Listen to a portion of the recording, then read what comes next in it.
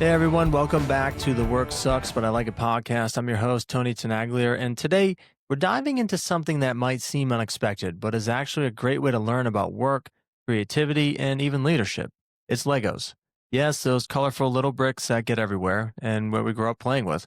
But here's the twist. We're talking about how playing with Legos can teach us some really powerful lessons for the workplace. From problem solving to teamwork to creativity, there's a lot more to Legos than meets the eye. And Lego means to play well in Danish. My earliest memory of playing with Legos began with my mom giving me the first ever Lego pirate ship that came out. It was called the Renegade Runner. It was 164 parts and four minifigs. And this meant a lot to me as a kid because my parents divorced when I was 5 years old, and my mom moved out of my life for the most part. She remarried and had two kids, and it took me over a decade later to finally meet up with her again. So the Lego reminds me of family in some sense, but it allowed me to use my imagination and spark my love for putting things together over the years. Some of you know I now have a massive Lego collection, and you can say I've been playing well all these years. So, going back to the word itself, Lego, which means to play well, I have reflected on this during the hours of building, because Lego really does set you up to play well.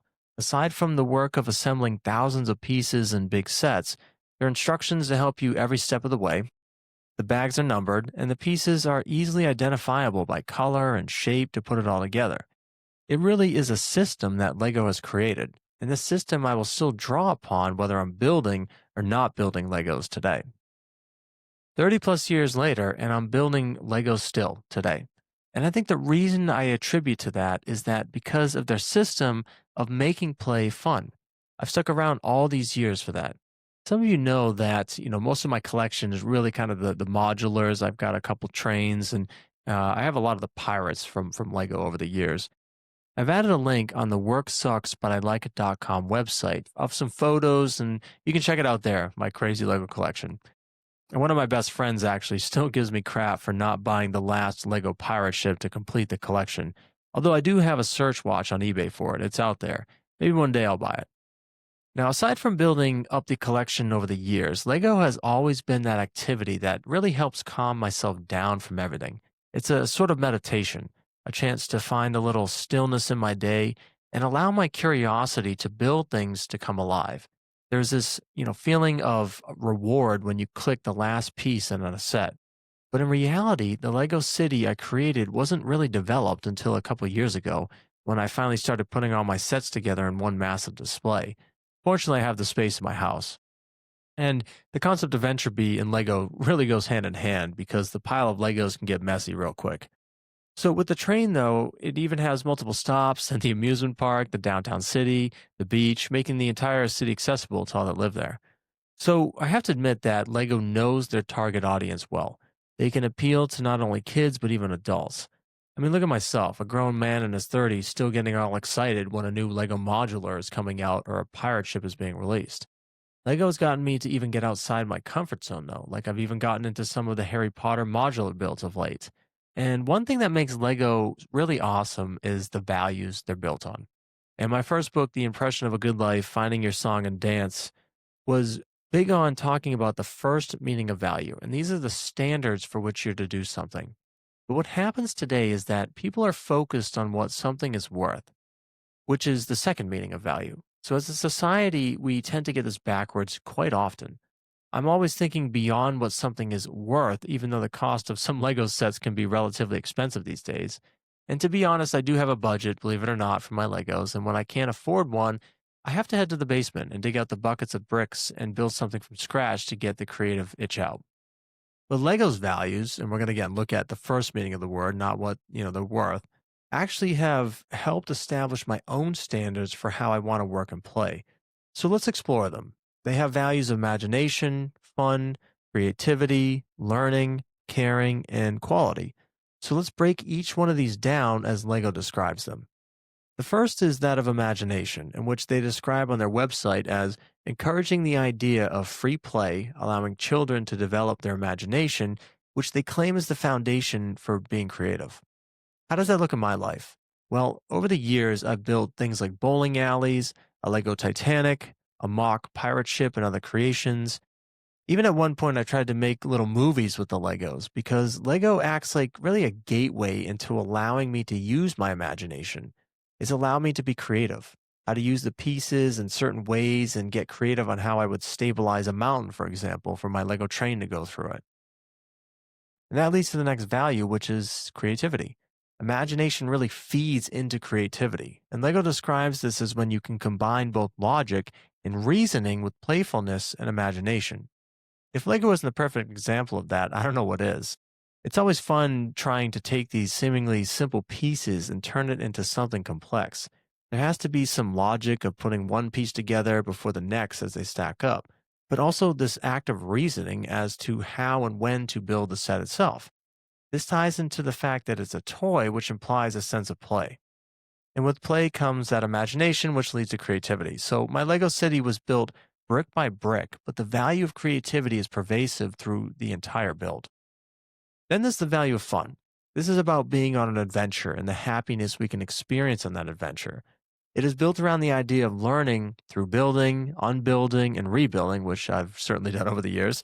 And Lego constantly teaches you that fun is just not building something up, but also the process of something potentially falling down and needing to be built up again, or even the process of taking something apart to build up something else. The last two values that Lego has refer to how they want to make a difference in making a positive sort of impact on the world. The first is that of caring. Lego still strives towards that today. Recently, they started integrating paper bags, for example, for the instructions, and are working towards going more paper-based bags in the future instead of the traditional plastic. This is the fact they care about planet Earth and its precious resources. The value of caring needs more attention today as well, being driven by corporate America and narcissistic online tendencies. The last value of Lego is that of quality, which, as you know, is near and dear to me as I'm a quality manager in the aerospace industry. It's all about continuous improvement and striving to deliver the best quality in whatever we do. Whether it be building Legos or doing something else, we know nothing is perfect and there is a need to continuously improve. There's a great example of this from Lego itself. Years ago, LEGO introduced one of my favorite ships, the Imperial flagship. It had some brown pieces that weren't really made with the quality they're made with today. And over time, these pieces have gotten brittle and are prone to cracking easily if you're not careful enough, when handling them. So, LEGO isn't perfect, but I love how over the years they continue to improve that sense of quality. Today, the brown pieces are built solid, and I don't have the fear anymore of when I need to clean or make some repairs to more recent ships without these brown pieces breaking. I think the coolest thing about Lego is that you can build things on your own or with instructions. There are two ways to essentially use Legos. One providing the structure to problem solve the task at hand with the pile of bricks in front of you by following instructions to lead you to this goal. Then there's the more, what I'll say, open ended response to the pile of bricks laying in front of you and you needing to use your ideas and your hands to make really a creation in real time. The structure of using instructions, though, has taught me in many ways how a certain piece can be used, what it looks like when I use it in one context compared to another. I've built some mocks, and mock is my own creation, as that's what it stands for, another acronym. As I mentioned over the years, with the most recent undertaking of trying to complete a mountain slash cave for my train to pass through, but to be able to do these mock builds, it's required me to really build these numerous Lego sets prior to this following the instructions because these instructions have allowed me to familiarize myself with the pieces and how they go together, how they can connect to create the final set. Too often, people complain about wanting to do their own thing, which they can certainly do, but I find for myself at least that I need to study from those who have experimented with these things before me so I can learn from them. Learn that, what I would call the basics of building Legos to then build my own creations. And because I've been following instructions for so many years, I now don't necessarily need the tracks to follow. I can steer my creativity in all sorts of directions now because of it. This, believe it or not, has translated over to even how I'm now doing this podcast that you're listening to, the work involved here, because they do take a lot of work and effort to create, record, edit, and publish them. But now I have sort of an instruction manual, thanks to kind of Lego's ideas here, that I've been creating for the show. And I even have AI helping me with the outline and types of questions I want to answer in my own voice. From there, I follow the step by step sequence that I've written out, where I'll write my answers to these questions to then streamline this into one cohesive script that you're listening to now. And I'm hoping, just like with Legos, that after I follow the structure for a while, I can then have the skills developed to more freely create these in the future. For now, though, I'm trusting the process of what I learned from building Legos. Even with my engineering role in the aerospace manufacturing world, I will read specifications like their Lego instructions, and then, drawing from my experience of actually building Legos, build step by step the company's own interpretation of these requirements into procedures. There's a quote that I love from the philosopher Alfred North Whitehead. It's that progress is always the transcendence of what is obvious. It is obvious to read a specification you're required to adhere to. But how you make progress is that you always keep building upon these obvious things and transcend them once you have the fundamentals down. This leads to an important realization about success. To say you're the best at something doesn't mean much. Instead, it needs to be more specific. For example, when I'm training people in the quality inspection department, I don't say you're going to be the best inspector ever. Instead, it's like equating it to soccer. You're going to need to build the skills of kicking and passing and dribbling of the soccer ball. If you want to be the best soccer player, you need to transcend at these obvious things of kicking, passing, and dribbling of the soccer ball to make progress. Therefore, to be an inspector in manufacturing, you need to be the best at visual inspection, measuring with certain tools, and sometimes even assessing potential causes of failure. Transcend at these obvious things, and you'll make progress. And that's the same thing with Legos, right? To the obvious things of stacking the bricks on top of one another and to follow the instructions. Once you can transcend at these obvious things, you're going to make progress. So, building Legos is what I would call a skill to help you flex your creative muscle. Too many times I hear people saying they want to be free and do their own thing. But as I've said before from Zig Ziglar, you take a train off the tracks, as he says, it's free, but it doesn't go anywhere. Imagine I give you a bag of Legos or a blank piece of paper. What are you going to do with them? The great thing about Lego, though, is that I find it less intimidating to start something. With a blank piece of paper, it's really a daunting feeling of what do I do or write or do I fold it, into some origami thing. With the little Lego bricks, you can use your imagination right away and put the pieces together like sort of a puzzle to create the vision you have in that very moment. But to be honest, sometimes this creativity train runs out.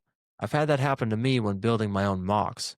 I can't find a piece or the vision has faded, so I have to put the project aside, maybe tinker on a different set, or take a break altogether.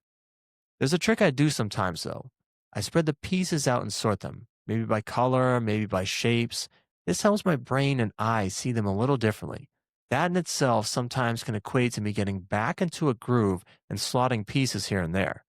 Of course, I can easily translate this into a similar lesson with projects non Lego related.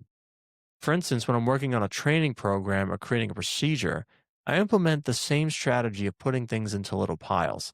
They might be folders on my computer. I have a whiteboard in my office, even at home, and it could be even laying out my thoughts on that. When I rearrange how the pieces are laid out, this typically helps me get back into the flow of things as it allows me to see with my mind and my eyes just the things that I need to put together a little differently.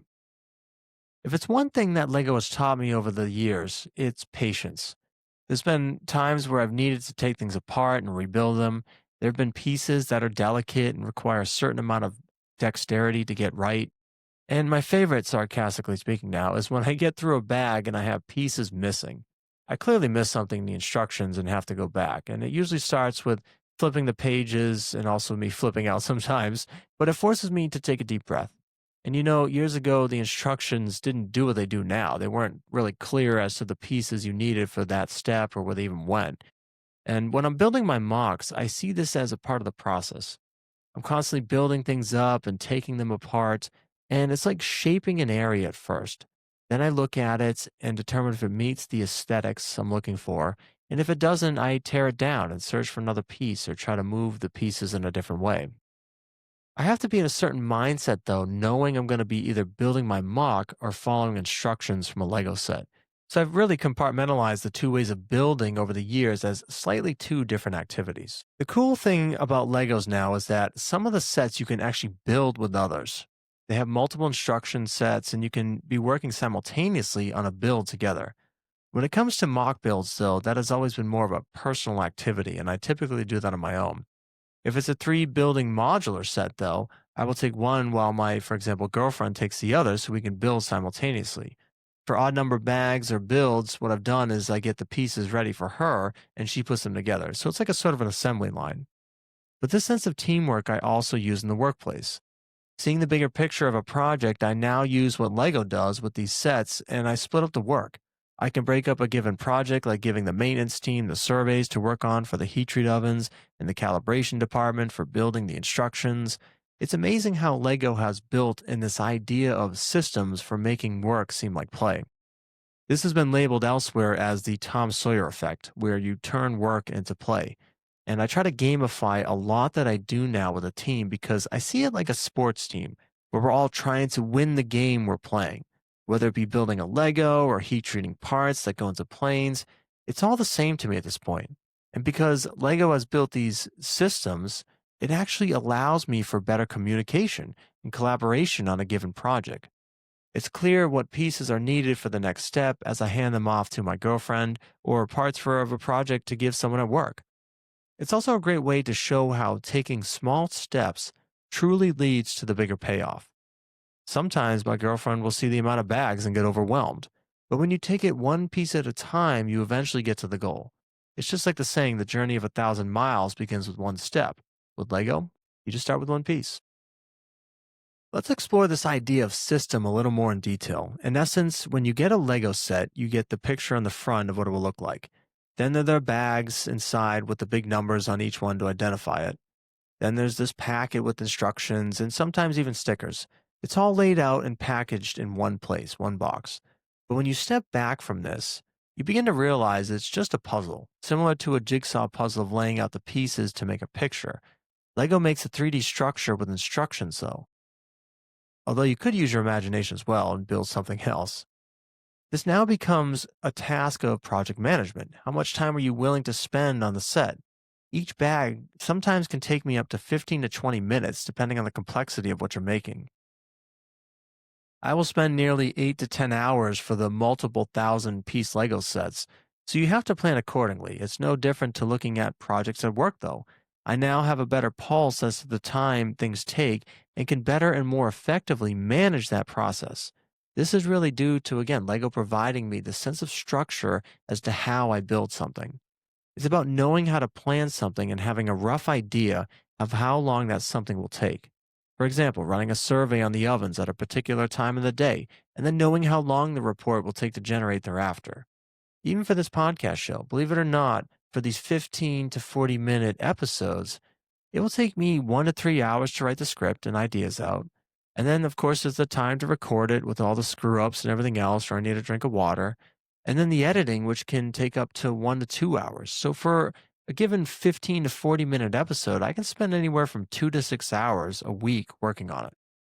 But this has gotten way more efficient with the systems I use based upon Lego's idea of play. I just want to make something clear though. Lego isn't always about produce, produce, produce. At least I don't see it that way. Legos don't always have to be just for building in such a manufacturing way. And in fact, I really love to build Legos when I'm stressed out or need a break from everything. I use the process of Legos to build both a sense of mindfulness, and this gives me a chance to relax. It's a constructive way of channeling my energy and emotions into building something, even if it is just pieces of plastic and random shapes.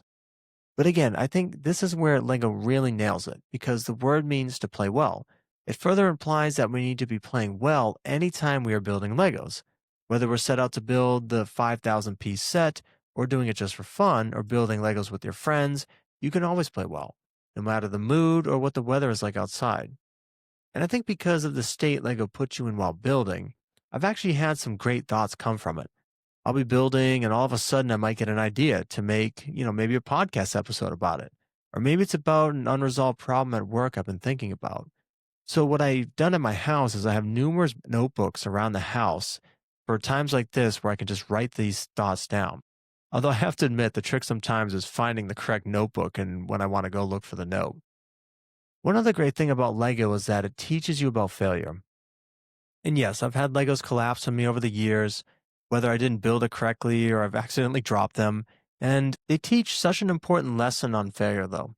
We are so afraid to fail at anything today. Afraid if we do, someone is like lurking in the woods capturing this for their social media to make you go viral for something you didn't sign up for.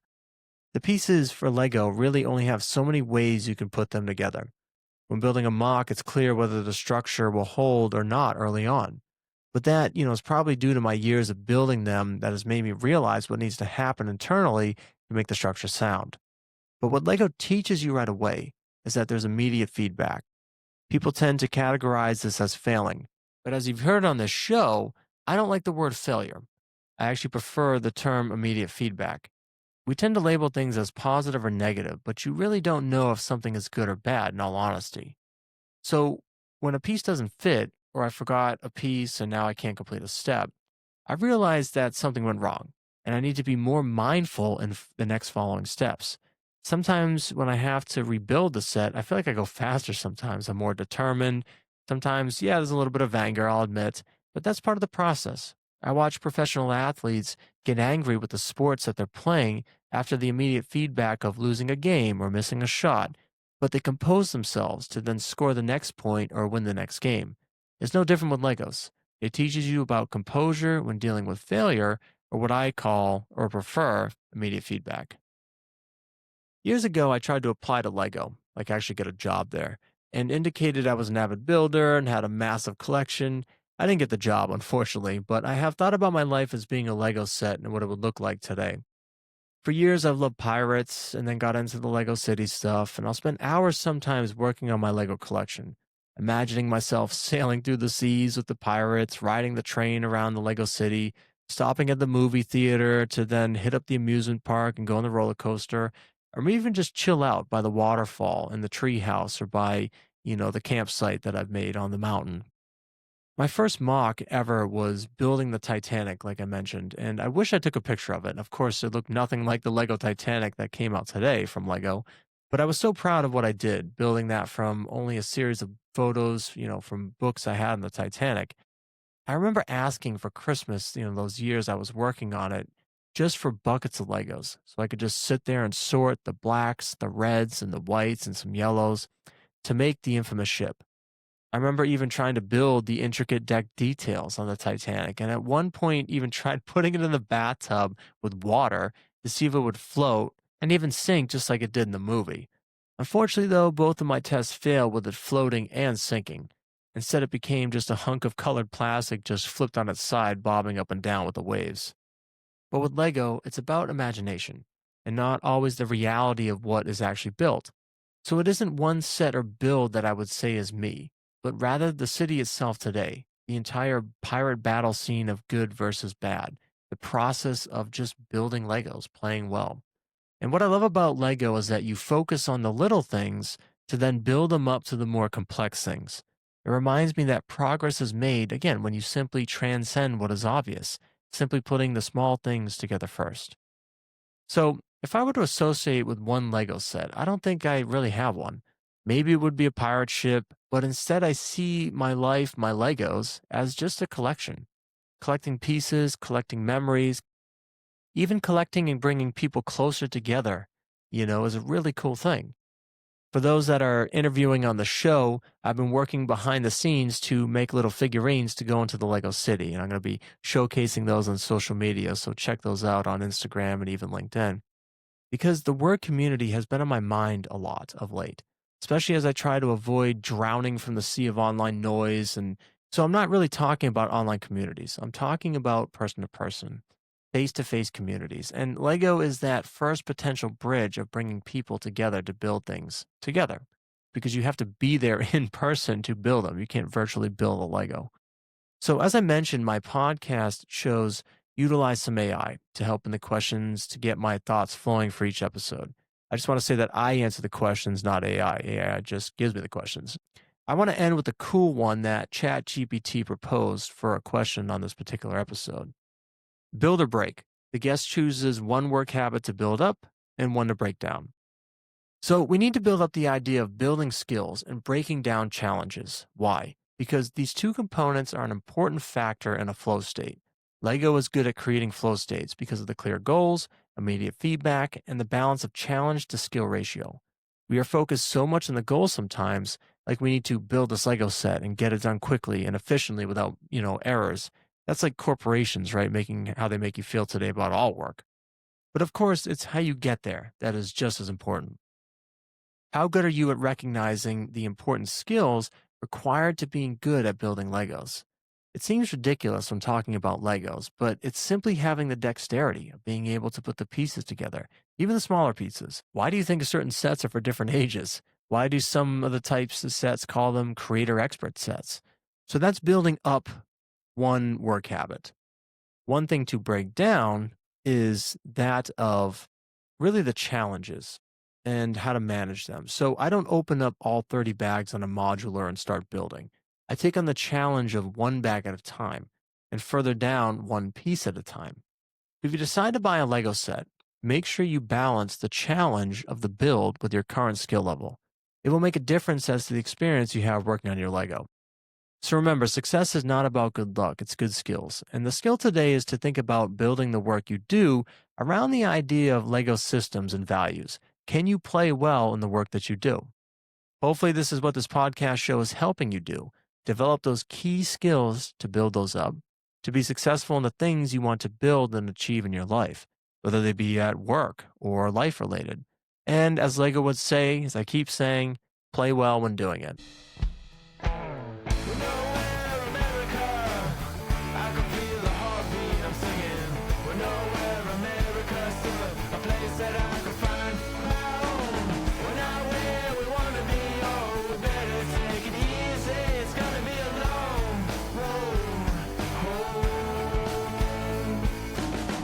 This episode was fun for me today, talking about a really fun passion of mine, building Legos. If you want to see my Lego collection, head on over to the Work Sucks But I Like It website, and I'll have some photos up there for you.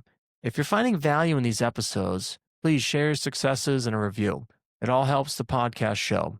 Thank you. We'll see you next time.